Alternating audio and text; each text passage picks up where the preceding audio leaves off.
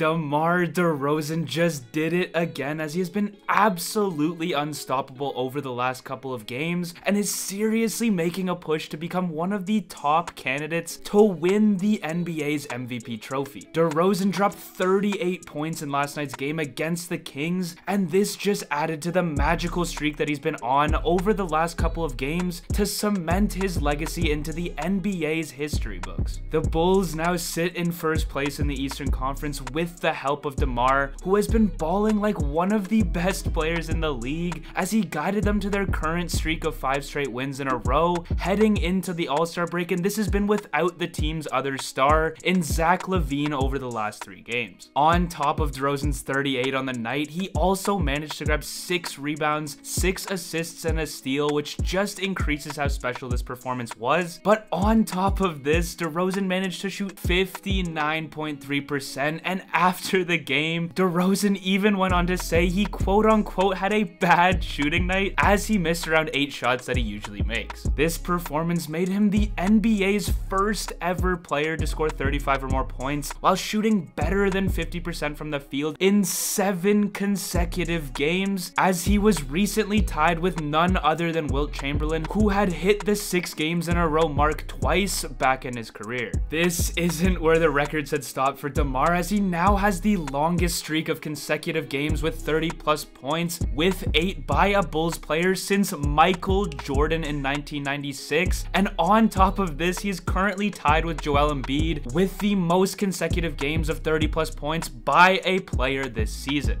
Let's let these statistics marinate for a second, just because of the fact that he's doing something that absolutely nobody other than himself probably believed he could do at the start of the season, and what he's been able to accomplish just this year has been so incredibly special to watch, especially because the Bulls now sit in first place in the Eastern Conference, and anytime you're mentioned in a conversation with Wilt and Jordan, you know you're dominating just about everyone in the NBA. Also, only a small percentage of people who watch my videos are actually subscribed, so if you end up liking this video, consider subscribing. It's free and you can always change your mind. Enjoy the video. DeRozan over his last 7 games has averaged 38.6 points, 5.7 rebounds, 5.6 assists, shooting over 60% from the field and 40% from 3, as these stats perfectly encapsulate the magnitude that he's been playing at. It will be difficult for DeRozan to catch up to the other 3 top candidates to win the MVP award, since Giannis, Embiid, and Jokic have all had seasons of nothing short of dominance, but the thing that will definitely give DeRozan some of the votes at the end of the season would be the storyline he's been able to generate this season. Being talked about all summer as being one of the worst signings of the offseason, where I've seen so many people say he was without a doubt the worst, DeRozan had proved every single one of those people wrong, and on top of that, a Bulls team that was also doubted to start the year is now sitting in first place in the East, who, not to mention, have been struggling with injuries all season as well. Being the best player on the best team in the East, who can get even better as they get healthier, will definitely give DeRozan the edge for some, as he currently has had the best record out of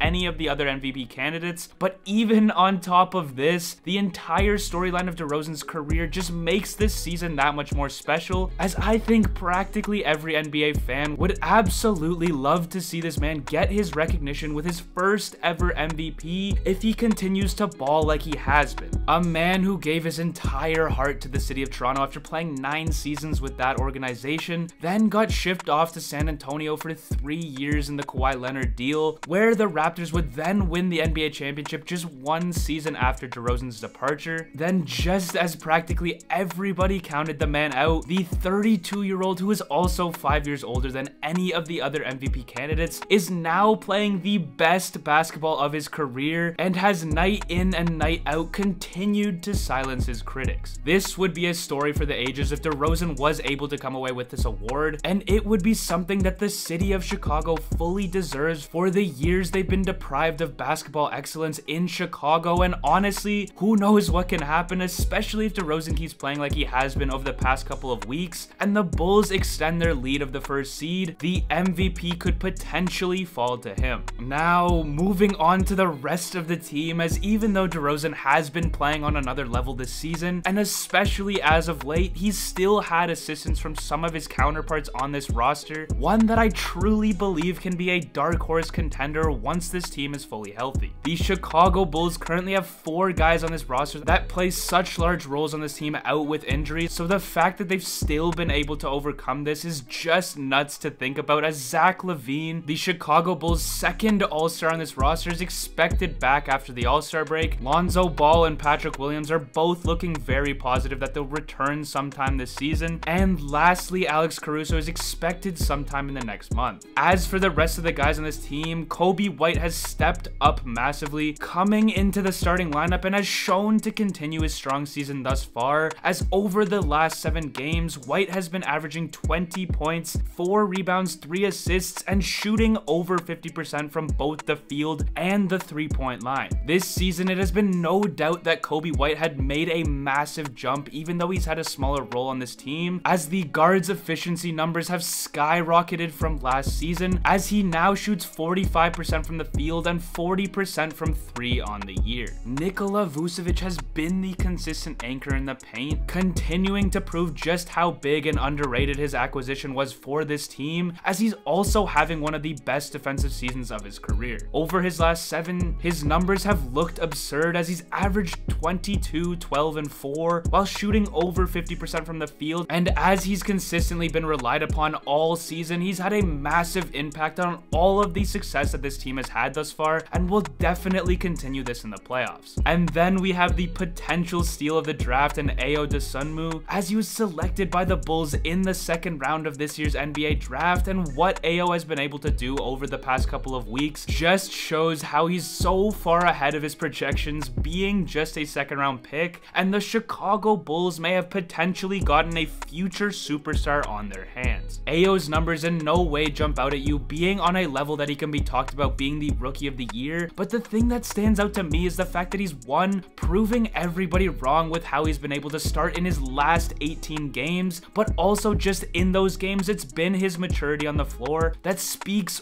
volumes of just how good he is as a prospect. As a rookie, on this season, Ayo has been shooting above 52% from the field and 40% from 3, and if you're doing that as you started in just under half of the games you've played in, that truly says something, as those kind of efficiency numbers are something you see out of top guards in the NBA. Ayo has been taking on a massive role with all the injuries on this roster, being the team's interim starting point guard, yet he has done nothing but show just how important this role is going to be for him down the road, as he constantly just gets more confident the more he's out on the floor. He's shown to have incredible awareness on the court at such a young age, being able to take fantastic shots, which inevitably leads to his high efficiency numbers, and on top of this, he's been a strong perimeter defender that has plenty of upside in this department, while averaging 7.1 assists in his last 7 games with just 1.6 turnovers a game, once again being numbers that can certainly improve as he develops more. And then last but not least, another guy who has come out of nowhere and given the Bulls extremely strong minutes while their stars have been out with injury is Javonte Green. Over his last 7, he's averaged 12 and 5, shooting 65% from the field and 47% from 3, as this has capped off a starting lineup of guys, half of which are taking on larger roles than what was expected out of them at the start of the season because of the injury-ridden Bulls, who have all shot over 50% from the field. Once this team gets back to 100%, they will most definitely be the slept-on dark horse team that could potentially make a deep playoff run, as when you look at their roster from top to bottom, this team has so many fantastic pieces, and even with the experience some of the role players are gaining right now, once they are coming off the bench again, they will definitely be up there as one of the